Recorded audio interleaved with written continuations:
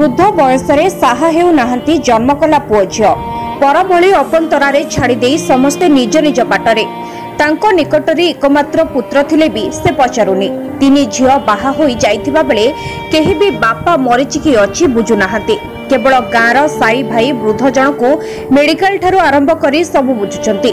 एभली घटना देखिबाकू मिलिछि Mahanga block Umar panchayat Umar grammar Behera साहिरे। एही ग्रामर प्रहलाद बेहरा बयस 80 तांको पुओ झियो माने न पचारिबारु एबे गाँ निकट बालियाचका बजार रे थिबा एक चाल छपर घरे आश्रय नेइछंती। गत 2 दिन पूर्वे उच्च रक्तचाप रे पीड़ित होई घर भितरे पड़ी जाइथिबा बेले गाँ लोके तांको कबाट भांगी गुरुतर असुस्थ अवस्था रे उद्धार करी मेडिकल नेइथिले।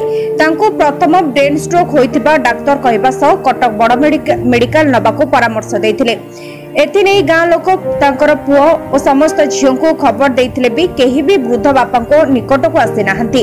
एबे वृद्ध प्रहलाद वार्धक्य उच्च रक्तचाप रोग रे शय्याशायी केवल गाँ साई भाई माने साहाय्य सहयोग करूछंती। वृद्ध प्रहलाद को सान झियो पुलिस विभाग रे चाकरी करिथिबा बेले सेमानंकु बापार एभली अवस्था नै खबर दिया जाइथिला बेले सेमाने भी आसुनाहंती।